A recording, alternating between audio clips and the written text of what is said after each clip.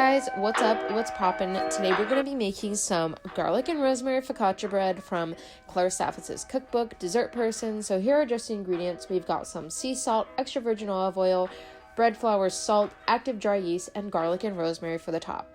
So let's get started. So the first thing we're going to do is dissolve our yeast in half a cup of warm water. And this is just sort of to make sure that your yeast is active and dissolve it before it gets in the dough. So once you've combined those together, just go ahead and whisk it together until it's dissolved, until it's a little bit foamy. Set it aside for 5 minutes, and then you can come back to it. And then we're gonna mix in our 6 cups of bread flour. And to our 6 cups of bread flour, we're also gonna add 2 tablespoons of kosher salt. Use less if you're using just regular table salt because it's a little bit more potent.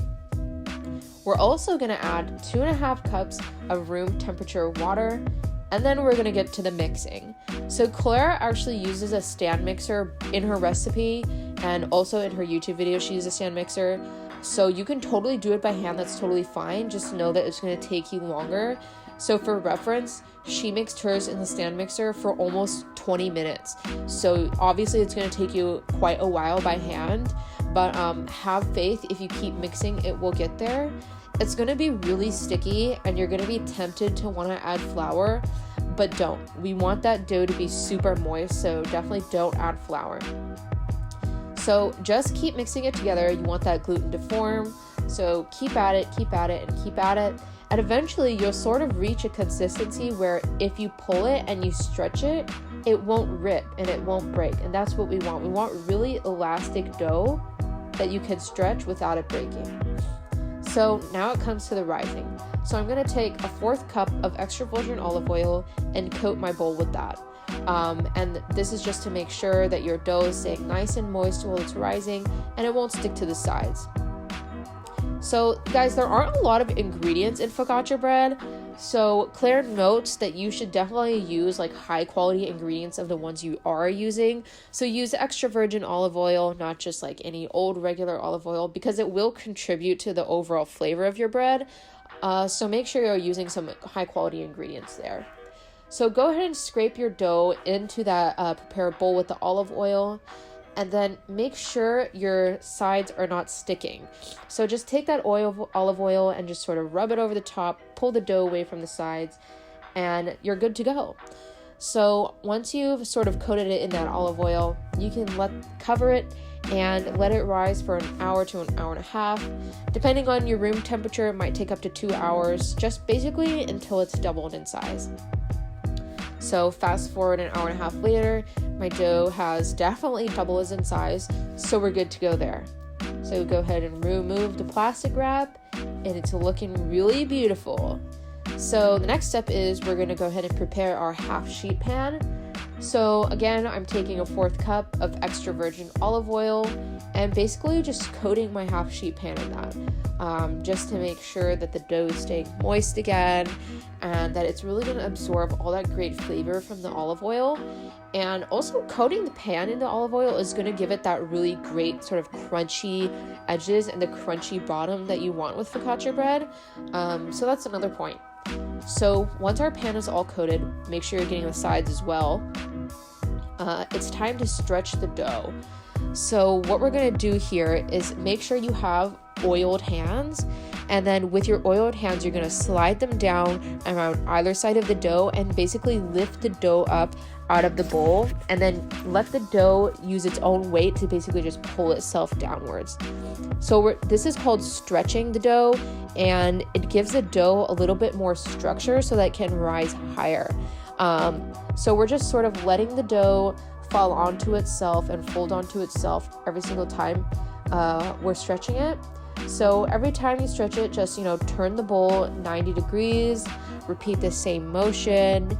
I did this about 4 to 6 times, just sort of letting the dough fall back onto itself and creating all those nice folds. Again, make sure your hands are pretty oiled for this part so it doesn't stick too much to your hands. And once you've done that, you're good to go and put it in your pan. So you can go ahead and put your dough in the pan, and it's going to be pretty elasticy at this point. So you can try and sort of stretch it to all the corners. Try your best, but it's going to bounce back. So you probably won't be able to reach it to those corners just yet. That's totally fine. Stretch it out. And I'm just going to cover it with a piece of oiled saran wrap and let that rest for about 15 minutes.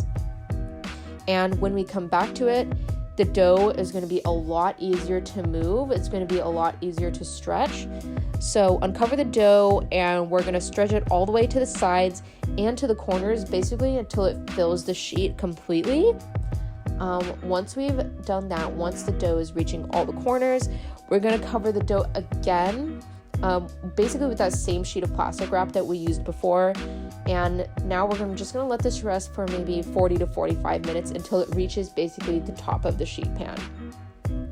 In the meantime, I'm going to go ahead and put together the ingredients for the topping. So I'm just doing the basic topping that she did in her YouTube video. It's just the garlic and rosemary flavor. So that's just 4 cloves of thinly sliced garlic. Get it as thin as you can. And then to the garlic, about 2 tablespoons of fresh rosemary. I just pulled it straight off the twig. So it's super fragrant. And to that, we're going to add a 4th cup of extra virgin olive oil. So much olive oil in this recipe, you guys. So just go ahead and mix that together. And then I also decided to add a couple dashes of red chili flakes because I was watching her video and I saw that she did that. And you know what? I thought, that would be good too. I like a little bit of spice. So I went ahead and added that. So fast forward 45 minutes later, our dough has definitely risen. So it's sort of flush with the sides of the sheet pan. So the next step we're going to do is dimple the dough. So we're going to take our fingers and just press with our fingertips down into the dough all the way until the bottom of the pan. And you're just making a lot of dimples across the entire surface. And after that, I'm just going to add our toppings. So that's our garlic and rosemary. And then I'm going to add a generous sprinkle of Maldon sea salt.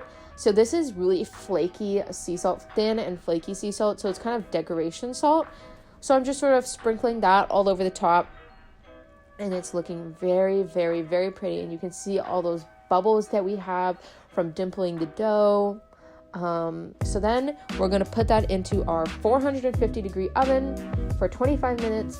Come back and we've got a beautiful, beautiful focaccia bread. Smells super, super, super good. Yeah, so I'm just trying to cut it here, although halfway through cutting it with a knife, I realized that Claire was right, and the focaccia bread is way easier to cut with scissors. So I would recommend using some food scissors if you have those on hand. It's a way easier to cut. So we've got some deliciousness right here, crispy top, crispy bottom, some fluffy inside, super delicious.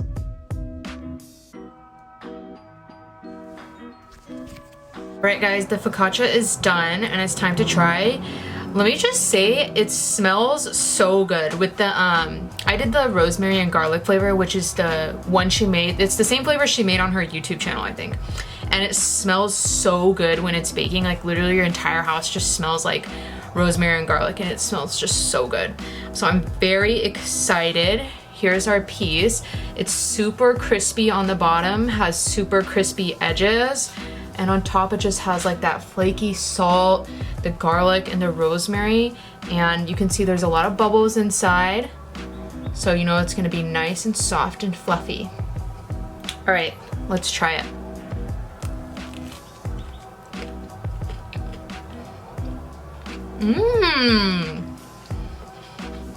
The title of the recipe really makes sense because she titled it like soft and crispy focaccia bread, which is so true because like the top and the bottom and the edges are so crispy, but the inside is like really soft and chewy. So I mean, it's good. Granted, it tastes like regular focaccia bread, but of course, like any bread that you make at home that's fresh and homemade is gonna be really good. Yeah, it's very delicious. I think that the tomato flavor, the one with like the sliced cherry tomatoes on top, would be really good. This is sort of just like a basic flavor on top, but it does give you like a lot of room for like creativity because you can just pretty much put any topping you want here. so I like that. I didn't like that I had to stir it so much because I didn't have a stand mixer, and I think that's just like one thing that I really didn't like, because I know there are like other focaccia recipes that you don't really have to knead for that long. That being said, I think it really did turn out well, even though I didn't get the dough like as elastic as she did with her stand mixer. But I think the texture is very similar. The outcome is like really good, and it's still super delicious. I think it's a good recipe. I think it's a good base recipe, so you sort of like make your own toppings and like do whatever flavors you like for the bread. I like that part. It does take a while, of course, because you're making bread that has yeast in it, so of course you have to rise it, you know, 2 times. I think that it's good, but it's not special. And I think that like you could really follow like any focaccia recipe, to be honest. I don't find this one to be like over the top amazing. It's good, but like you don't have to use this recipe if you want a good focaccia bread. Like, it's good. There's nothing wrong with it. I just think like it's not like, I'm not wow, I'm not amazed. But yeah, I mean, it's good. It tastes very yummy, very fresh, very warm. And I mean, there's really nothing better than fresh homemade bread, so you can't really go wrong. And I mean, it was a pretty simple and easy recipe to follow. Super light and fluffy and delicious. So, you know, give it a try if you have the recipe, or, you know, give it a try if it's your first time making focaccia bread and you just want to sort of try out Claire's recipe. Totally recommend that, and like go wild on the toppings, do whatever you want to do. But yeah, hope you guys liked the video, and I'll catch you guys in the next one. Bye!